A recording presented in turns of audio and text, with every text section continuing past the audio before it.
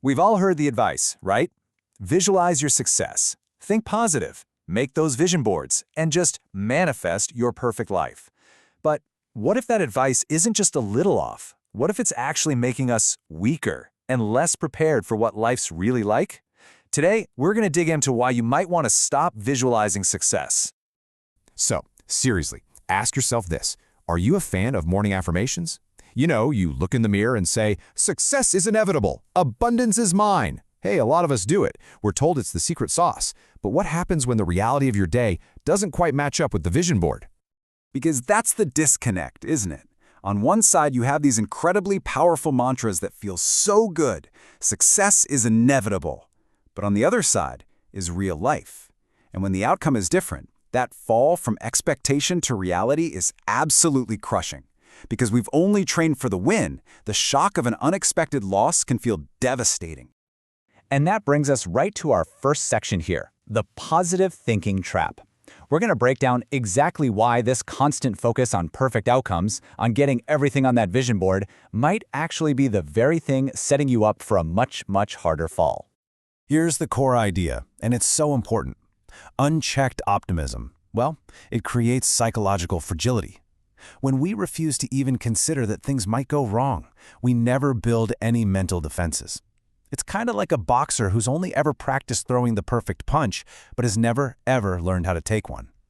So what happens when life inevitably throws a punch back? We're just completely unprepared.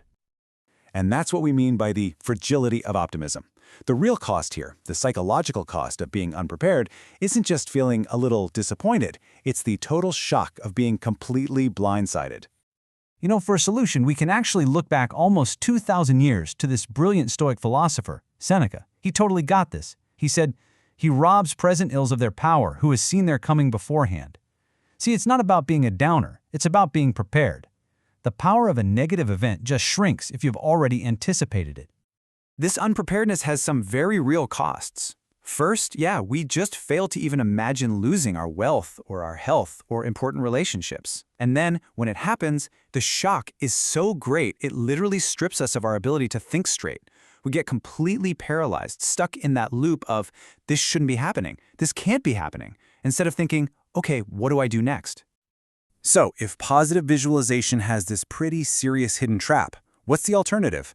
Well, luckily for us, the Stoics developed a powerful, battle-tested tool that's designed specifically to build the kind of mental armor we all need.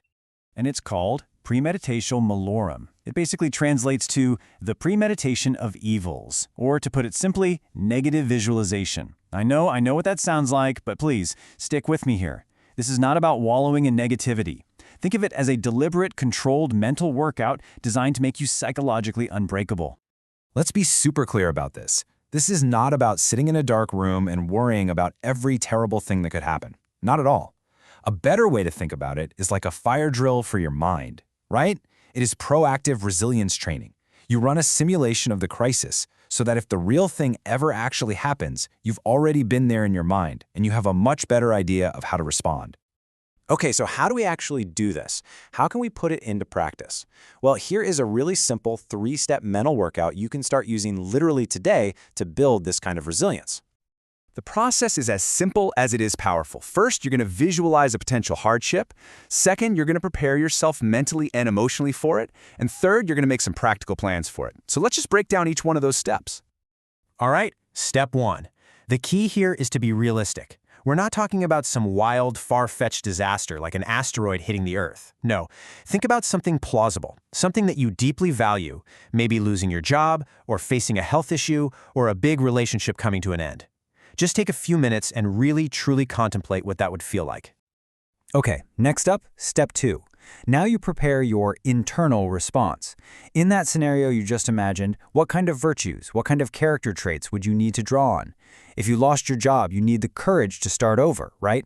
You need temperance or self-control to manage your money carefully.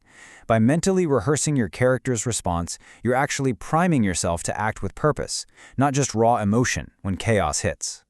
And finally, step 3. This is where the mental exercise turns into real-world action. So, if you visualize losing your job, what's the logical next step?